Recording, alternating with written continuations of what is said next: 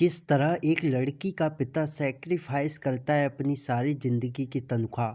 शिखा जरा इधर आना, कब से आवाज़ लगा रहा हूँ सुनती ही नहीं।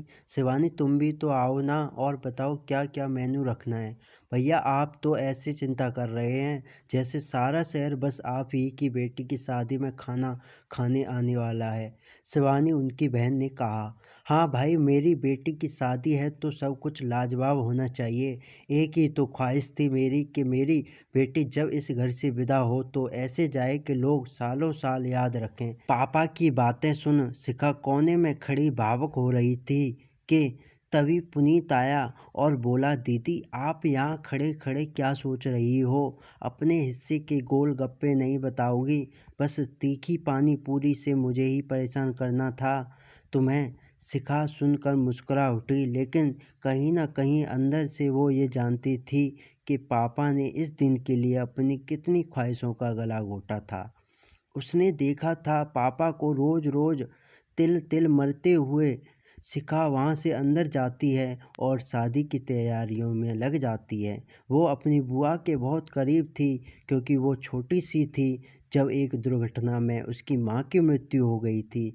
तब से उसकी बुआ ने ही उसे माँ जैसा प्यार दिया था। बुआ शिवानी की शादी हुई थी लेकिन उनका बच्चा नहीं हो सकता था, इसलिए ससुराल वालों ने उनका साथ नहीं दिया और उनके पति की मृत्यु के बाद उनसे रिश्ता ख़त्म कर लिया। शिवानी ने शिखा और पुनीत पर अपने बच्चों जैसी ममता ही लुटाई। बच्चे भी माँ समान बुआ का बहुत आदर करते थे। देखते देखते शादी का दिन आ गया और शिखा मन ही मन प्रार्थना कर रही थी कि बस सब कुछ अच्छा हो जाए और उसके पापा की मेहनत साकार हो। उसके पापा ने सुबह से कुछ नहीं खाया था क्योंकि जब तक बेटी की विदाई नहीं हो जाती पिता उपवास रखता है। शिखा जब तैयार होकर पार्लर से आई तो उसकी सहेली ने कहा, कुछ खा ले, अभी बारात आने में टाइम है। तो शिखा ने कहा, मेरे पापा भी तो सुबह से भूखे हैं, मुझे कुछ नहीं खाना। शादी की रस्में शुरू हो गईं। कन्यादान की रस्म शुरू होने से पहले दूल्हा दुल्हन जब खाना खाने जाने लगे तो शिखा ने देखा कि उसके पापा के पास उसके ससुर जी और बहुत सारे ससुराल वाले खड़े हैं।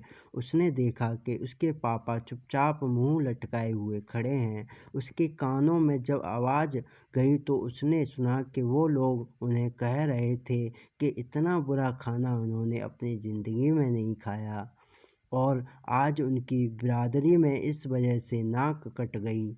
सब लोग खाना खाने के बाद कह रहे थे कि बहुत बुरा खाना था, शायद कैटरिंग के पैसे बचा लिए इन लोगों ने।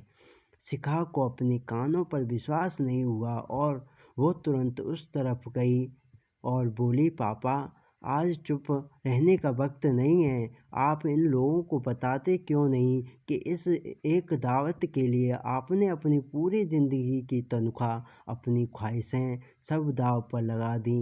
यहाँ तक कि हमारे ज़िद करने पर भी अपने ऊपर एक पैसे का खर्चा नहीं किया, सिर्फ इसीलिए कि मेरी बेटी की शादी की दावत ऐसी हो कि हर कोई उसे याद रखे। पंकज ने सब सुन लिया था और वो बोला, शिखा तुम रहने दो, किसी को सफाई देने की ज़रूरत नहीं है। पंकज ने तरुण अपने दोस्त को आवाज़ दी और बोला कि यार खाना कैसा लगा तुझे? तो वो बोला, ऐसी दावत बहुत टाइम बाद खाई है। पंकज ने कहा, पापा आपको ऐसा नहीं करना चाहिए था। आप ये क्यों नहीं समझते कि एक पिता अपना पूरा जीवन लगा देता है अपनी बेटी की शादी के लिए और वहाँ आने वाले लोग एक मिनट में फैसला कर देते हैं कि इन्होंने खाना अच्छा सर्व नहीं किया। जो पिता बच्ची की शादी के लिए पूरी ज़िंदगी पाई पाई जोड़ता है, क्या वो इस चीज़ में कंजूसी कर सकता है?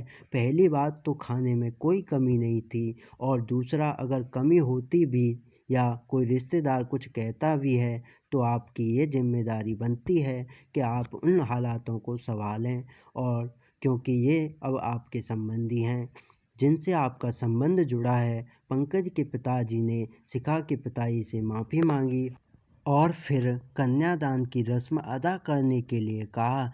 शिखा के पिताजी को एहसास हो गया कि पंकज जैसा दामाद पाकर वो धन्य हो गए और वो शिखा को कभी भी बेइज्जत नहीं होने देगा। देखें किस तरह एक पिता ने बेटी की शादी में दिया अनूठा दहेज और एक मिसाल कायम की। दोस्तों, आपको ये वीडियो कैसी लगी? लाइक, शेयर और सब्सक्राइब करना ना भूलिएगा। धन्यवाद।